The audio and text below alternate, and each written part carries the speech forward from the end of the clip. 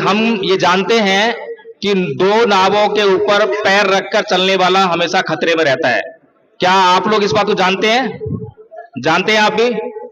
तो क्या आप चाहते हैं कि आप जो है खतरे में आए?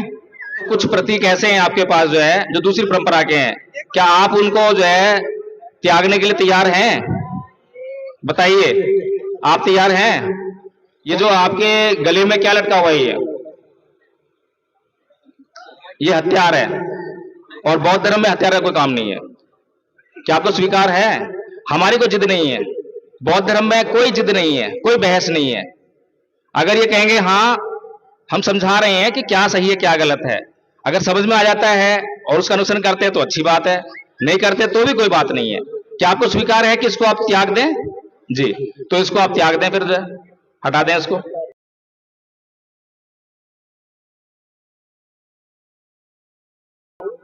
ऊपर से आपने जो ये पहन रखा है सर पर, इसको भी त्याग दें। हमें बिल्कुल विशुद्ध रूप से जो है जो हमारे लिए जरूरी है उसको ग्रहण करना है, और जो हमारे लिए जरूरी नहीं है उसको बिल्कुल भी ग्रहण नहीं करना। संस्कार करना है, इसको उतार दीजिए। वैसे तो आप लोग बहुत कुछ करके आए हैं जो कि नहीं चलता है, जैसे कि आपके जो कपड़े हैं वो भी नहीं चलते हैं, सफेद और साधारण वस्त्र होते हैं।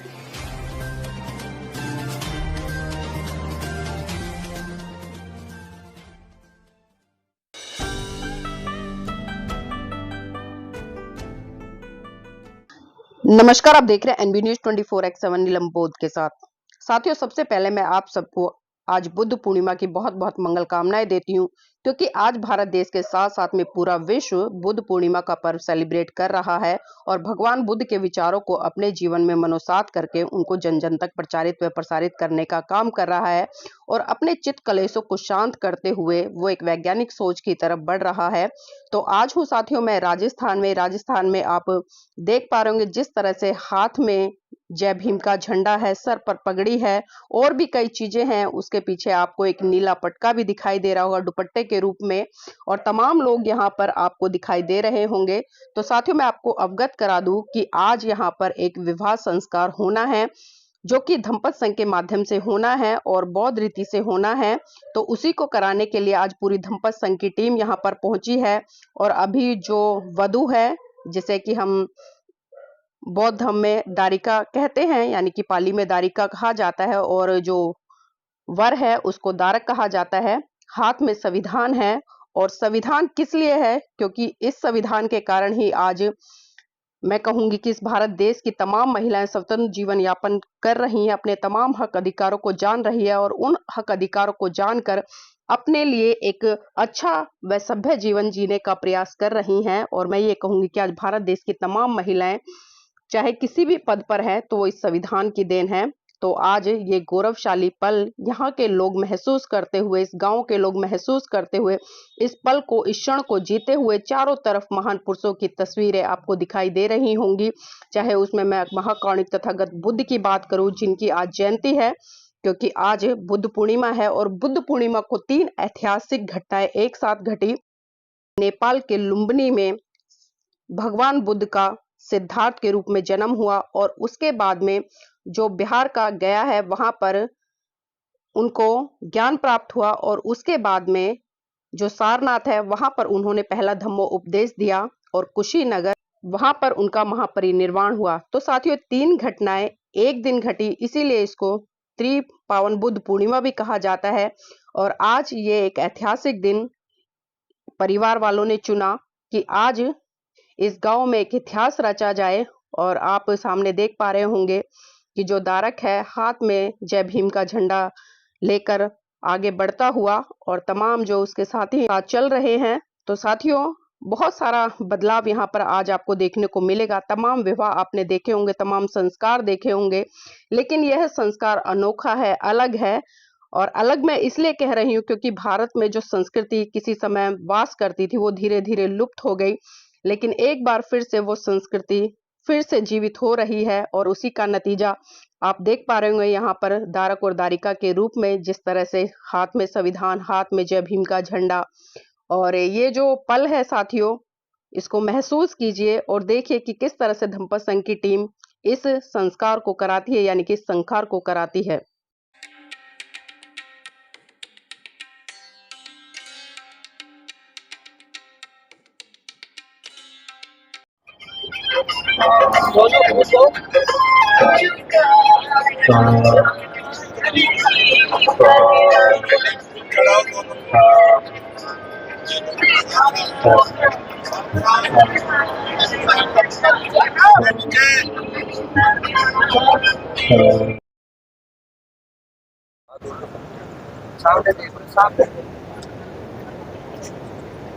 साधु साधु।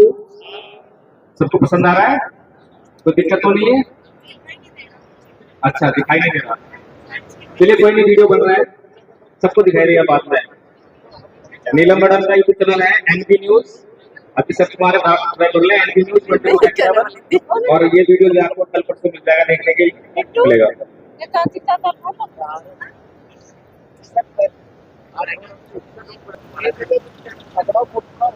तो मैं लड़का से और लड़का के माता पिता से इस कार्यक्रम के लिए सहमति चाहता हूं कि क्या उन्हें बौद्ध रीति से, बौद्ध परंपरा से यह कार्यक्रम कराया जाना स्वीकार है? हाथ करके बताएं, स्वीकार है तो स्वीकार है, स्वीकार है जी। अब मैं लड़की और लड़की के माता पिता से इस कार्यक्रम की स्वीकृति लेना चाहूंगा कि क्या उन्हें यह कार्यक्रम बौद्ध रीति, बौद्ध परंपरा से कराया जाना स्वीकार है? हाथ उठा करके बताएं, स्वीकार है। लड़की भी बताएं आपको स्वीकार है जी। तो पता करना चाहता हूं, उसमें आपकी सहमति भी आवश्यकता है कि हम ये जानते हैं कि दो नावों के ऊपर पैर रखकर चलने वाला हमेशा खतरे में रहता है। क्या आप लोग इस बात को जानते हैं? जानते हैं आप भी? तो क्या आप चाहते हैं कि आप जो है खतरे में आए?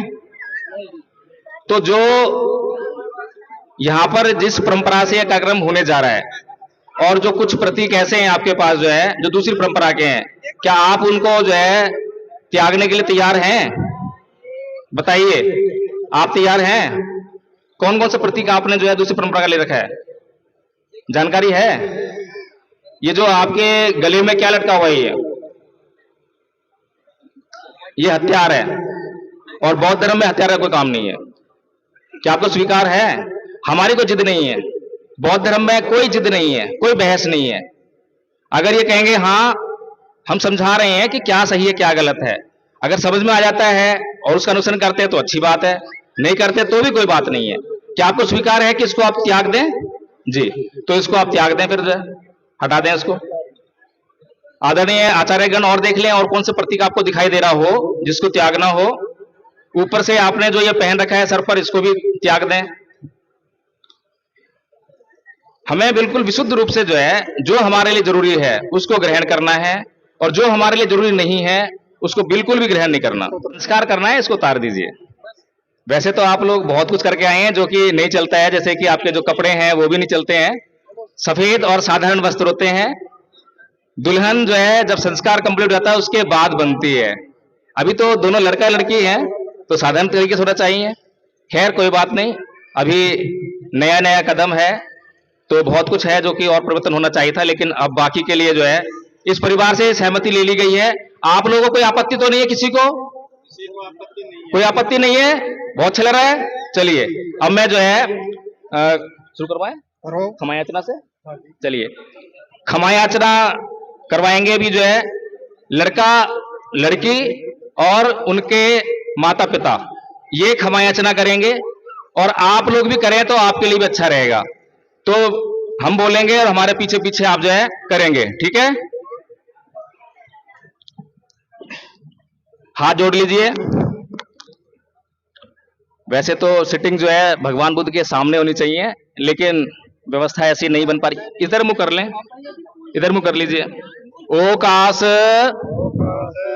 बंदामी आचार्य द्वारतयेन मया कत्तं सब्बं अपराधं क्षमतु मे आचार्य।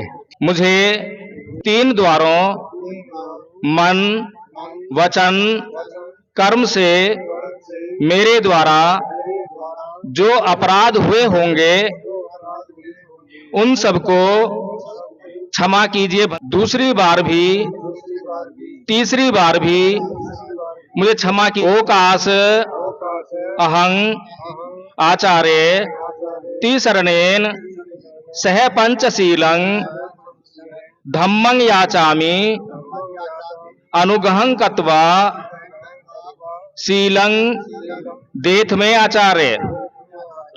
भगवतो अरहतो सम्मा सम्बुद्धस्स नमो तस्से भगवतो अरहतो सम्मा सम्बुद्धस्स शरणं गच्छामि।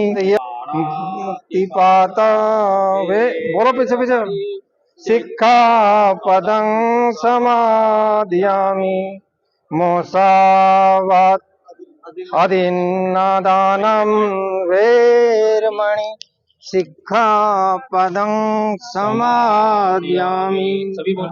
दान वेरमणि वेरमणि शिक्षा पदं समादयामि समादयामि कामेषु कामेषु मिच्छा चारा वेरमणि शिक्षा पदं समादयामि। मंगल संस्कार है वो आरंभ होने जा रहा है। बौद्ध रीति से होगा। हमारे यहाँ कन्यादान नहीं होता, क्योंकि कन्या कोई दान की चीज नहीं होती, सिर्फ कन्या का समर्पण होता है। दान दिए हुई चीज से कभी कोई संबंध नहीं रहता। परंतु हम अपने बच्चों से संबंध कैसे तोड़ सकते हैं, इसलिए हम दान नहीं करेंगे, कन्या समर्पण करेंगे। और कन्या समर्पण के कुछ नियम होते हैं जिनके साथ हम कन्या समर्पण करेंगे। धम्म श्रवण कालो अयं बदंता, धम्म श्रवण कालो अयं बदंता, धम्म श्रवण कालो अयं बदंता। ए संता संत चित्ता ते शरण शरणं एतं लोकंतरेवा भुम्मा भुम्मा च देवा गुणगण गैणा बावटा शब्द कालं ते आयंतु देवा वर कनकमय मेरु राजे बसंतो संतो संतो सहेतु मुनिवर वचनं सोतो मग सम सभ्येषु च कालेषु यक्खा देवा च ब्रह्मणो अमेहि कतं कुयं सब संपत्ति साधकं सभ्ये तं उदित्वा समग्र शास्त्रनर्ता पमाद रहता हों तो आरक्षु सोस्तो स्नश्च लोक गुणिर भवतु सभ्यता। अथ को अन्यतरा देवता अभिकंताय रतिया अभिकंतवन्ना केवल गापं जेतवनं शोभासेत्वा येन भगवा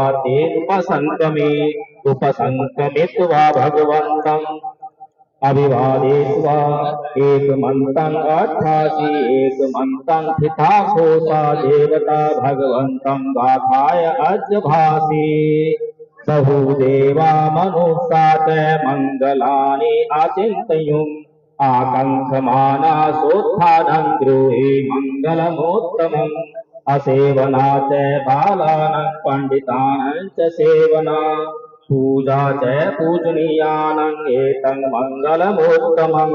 संघो आहनेयो पावनेयो दक्षिणेयो अंजलिकरणेयो अनुत्तरं पुण्यं चेतं लोकसाहि संघं जीवितपर्यन्तं शरणं गच्छामि।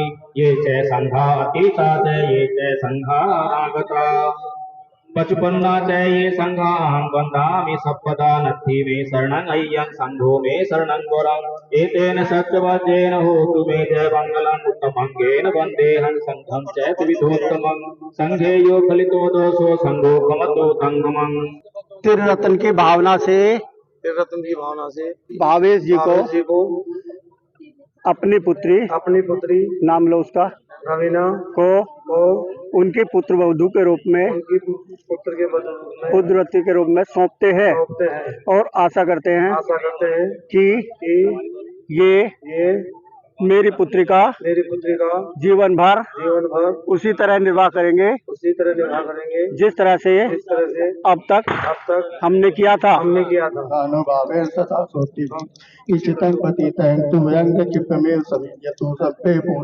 चित्त संकपा चंदोपन रसोयता आयो।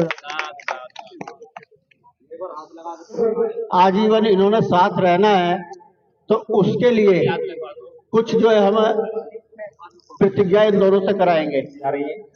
और मैं चाहूंगा कि आप बुलंद आवाज में बोलें। प्रतिज्ञा करनी है तो चोर छुपे नहीं करनी है, बुलंद आवाज में करनी है। मेरे पीछे से बोलेंगे मैं आवाज नहीं आई। मैं तथागत बुद्ध ताकत हो के परम पूज्य बाबा साहेब डॉक्टर भीमराव अंबेडकर और उपस्थित समाज को साक्षी मानकर प्रतिज्ञा करता हूँ कि माइक को थोड़ा मुंह के पास ले जाएं और धैर्य के साथ में, सहनशीलता के साथ में करनी है। मैं भागत बुद्ध परम पूज्य बाबा साहेब डॉक्टर भीमराव अंबेडकर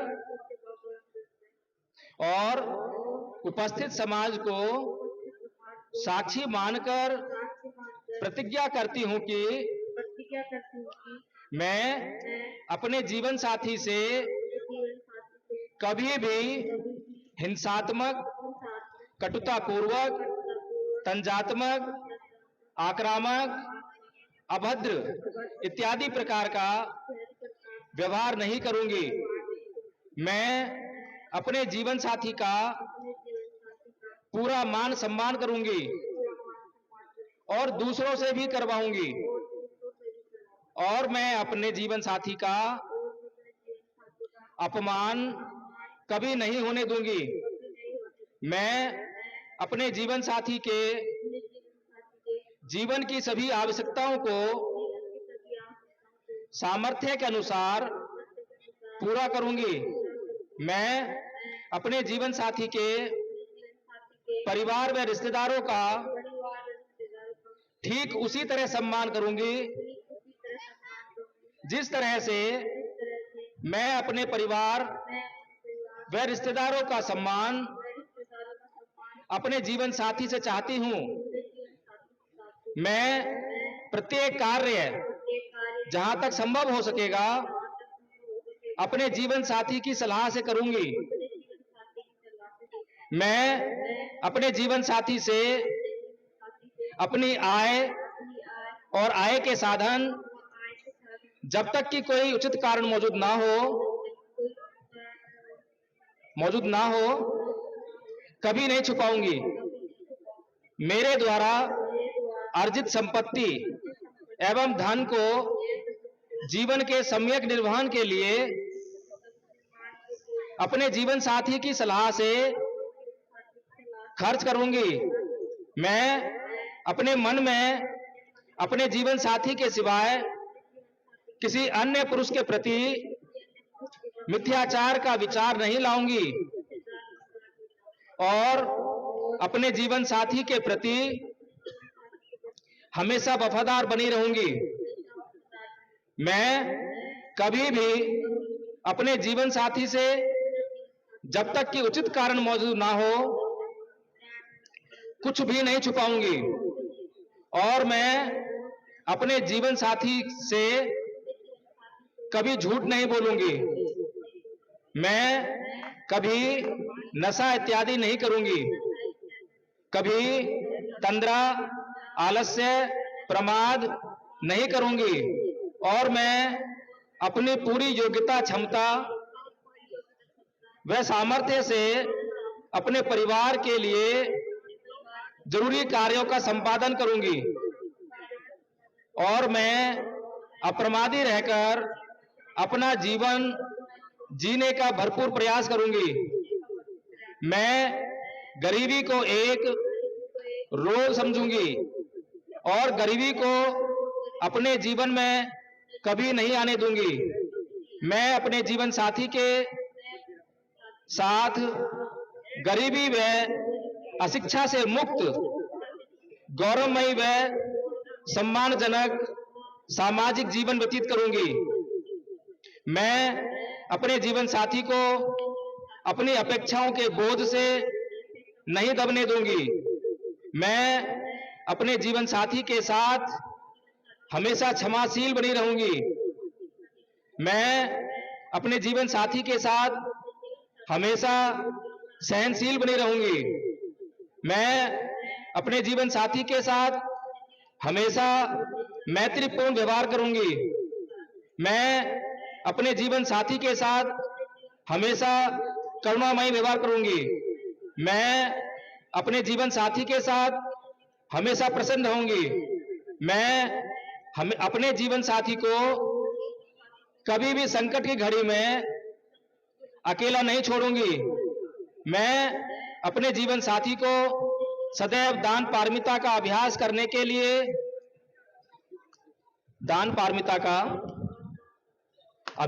के लिए प्रेरित करती रहूंगी। मैं बुद्ध के धम्म के मूल तत्वों को अपने जीवन में धारण करते हुए जीवन यापन करूंगी और मैं अपने परिवार को भी हमेशा बौद्ध धम्म के आदर्शों पर आरूढ़ करूंगी। मैं बाबा साहेब की 22 प्रतिज्ञाओं का पूरा सम्मान करूंगी। मैं बाबा साहेब के आदर्श को पूरा करने का हर संभव प्रयास करूंगी। मैं दूसरी बार और तीसरी बार भी यही प्रतिज्ञाएं करती हूं और वचन देती हूं कि जीवन भर इन प्रतिज्ञाओं का पालन करूंगी।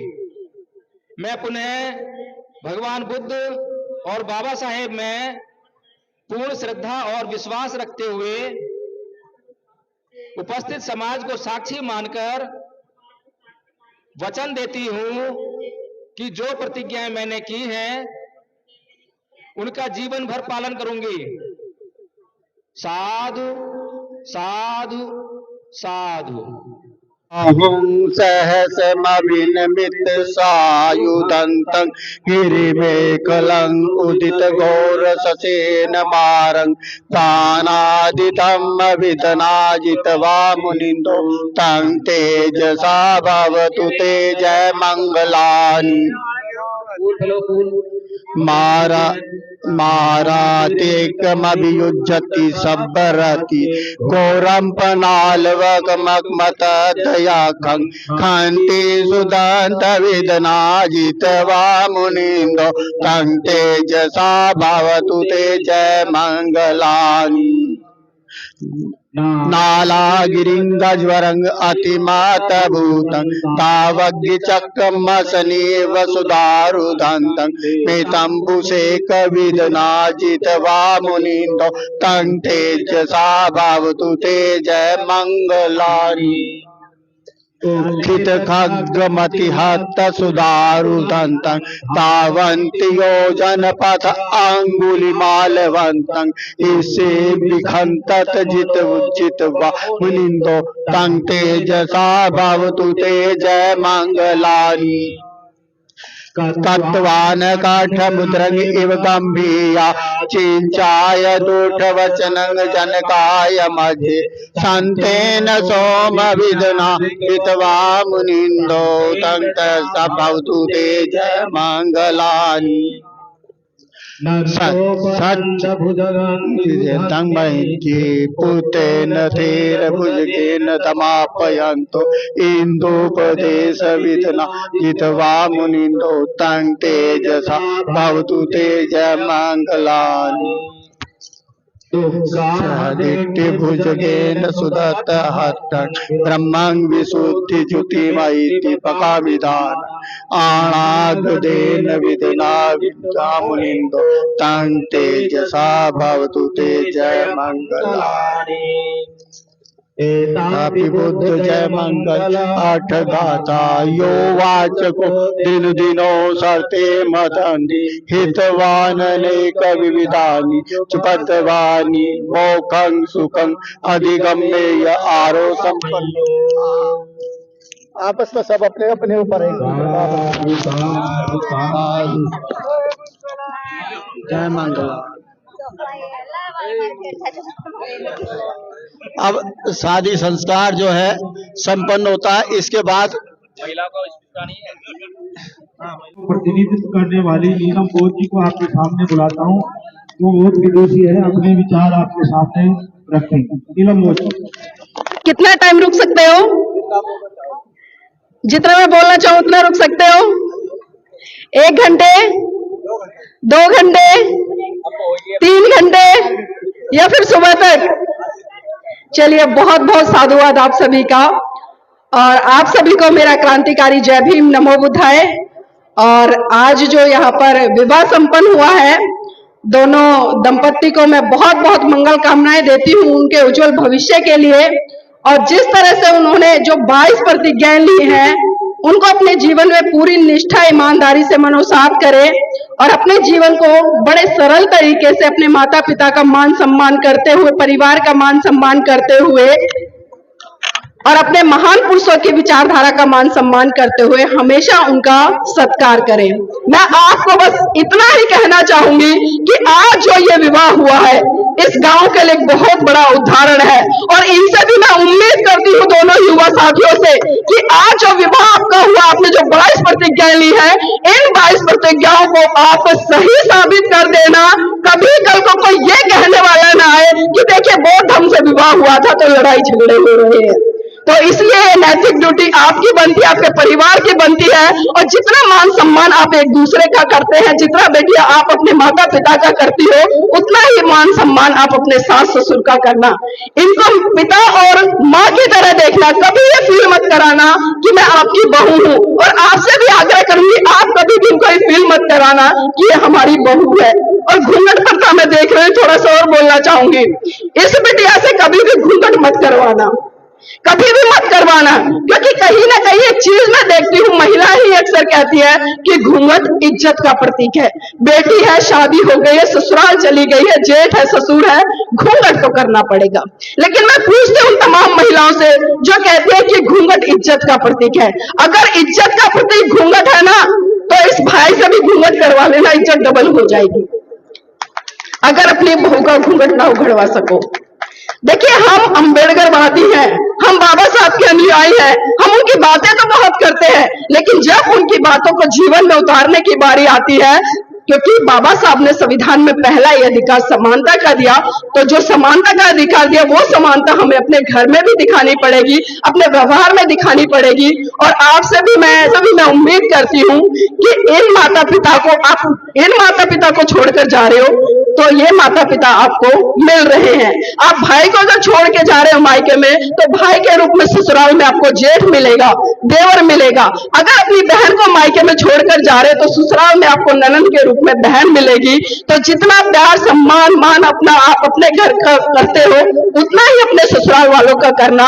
और यही उम्मीद मैं आपसे भी करती हूँ कि जितना आप मान सम्मान अपने माता पिता भाई बहन का करते हो, उतना ही अपने जीवन संगनी का जो परिवार है उसका करना। और बहुत बहुत मंगल कामनाएं देती हूँ फिर से आपके वैवाहिक जीवन के लिए। आप सदा मंगलकारी रहे, खुश रहे और अपने जीवन को सीलों से युक्त कर उसको आगे बढ़ाए। और आप सबने भी मेरी बात को सुना, आप सभी का भी तहे दिल से बहुत बहुत साधुवाद, बहुत बहुत धन्यवाद।